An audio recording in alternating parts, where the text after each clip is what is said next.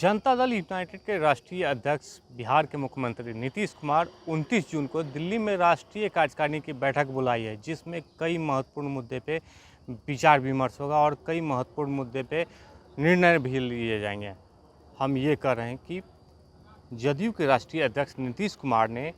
लोकसभा चुनाव में जो परफॉर्मेंस दिया है और जो सीट हारे हैं उसको लेकर समीक्षा बैठक भी करेंगे और आगामी विधानसभा जो चुनाव होने वाला है उसकी भी चर्चा करेंगे और उसको कैसे जीता जाए उस पर विचार विमर्श होगा। और प्रखंड स्तर के नेताओं को भी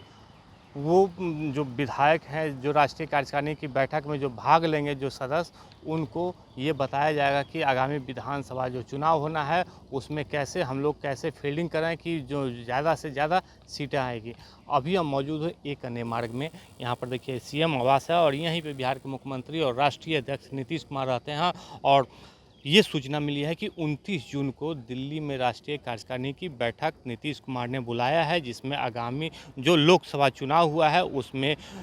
जो सीटें पे हार हुई उसकी समीक्षा बैठक की जाएगी और जो सीट पे जीत मिली है उसको लेके कैसे आगे बढ़ा जाए और कैसे कैसे वोट कन्वर्ट कराने की जो जिम्मेदारी जिन पदाधिकारियों पे थी, जिन मंत्रियों पे थी, वो कितना वोट कन्वर्ट करवा पाए हैं और जो प्रखंड स्तर के जो नेता हैं वो कितना वोट कन्वर्ट करवा पाए हैं, उसको लेके वहाँ पर चर्चाएं होगी। साथ ही साथ ये कह सकते हैं कि नीतीश कुमार ने राष्ट्रीय कार्यकारिणी की बैठक जो बुलाई है उसमें सबसे बड़ी बात ये है कि नीतीश कुमार जब राष्ट्रीय कार्यकारिणी की बैठक बुलाते हैं तब तक कोई बड़ा निर्णय लेते हैं। हम पिछले दिनों की बात करें तो 23 दिसंबर 2023 को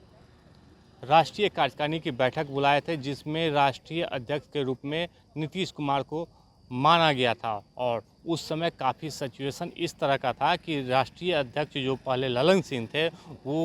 उन पर आरोप लगाया गया था कि वो आरजेडी के कंसल्ट में है, कई तरह के उन पर आरोप लगाया गया था, जिसको लेकर राष्ट्रीय नीतीश कुमार ने राष्ट्रीय कार्यकारिणी की बैठक दिल्ली में बुलाई थी। और उसी समय ये निर्णय लिया गया, जो राष्ट्रीय कार्यकारिणी के जो सदस्य थे उन्होंने एक प्रस्ताव रखा कि बिहार के मुख्यमंत्री नीतीश कुमार अपने पास राष्ट्रीय अध्यक्ष का पद रखेंगे और वहाँ पर सभी का मनोनयन को स्वीकृत करते हुए राष्ट्रीय अध्यक्ष के तौर पे नीतीश कुमार बने। और उसके बाद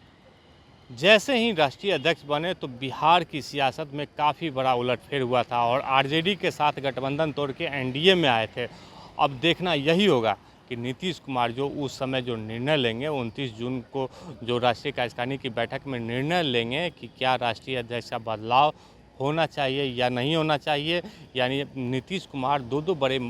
पोस्ट रखे हुए हैं, क्योंकि राष्ट्रीय अध्यक्ष भी हैं और बिहार के मुख्यमंत्री नीतीश कुमार हैं, तो वो बार बार कहते हैं कि हम बिहार के मुख्यमंत्री रहते हुए हमें कोई बड़ा काम नहीं दिया जाए। लेकिन नीतीश कुमार यही चाहते हैं कि अब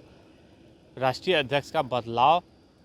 होना चाहिए, क्योंकि अब देखना होगा कि किसको राष्ट्रीय अध्यक्ष दिया जाए या वो अपने भार को कम किया जाए, यानी वो जो उनके सहयोगी असिस्टेंट के तौर पे राष्ट्रीय अध्यक्ष नियुक्त करके वो अपना भार को कम किया जाए। अब देखना होगा कि 29 जून को क्या होता है, राष्ट्रीय अध्यक्ष का बदलाव होता है या नहीं। यदि राष्ट्रीय अध्यक्ष का बदलाव होता है तो क्या बिहार में उलटफेर सियासी उलटफेर होगा या नहीं होगा, ये देखने वाली बात होगी। आलोक कुमार, 10 न्यूज़, पटना।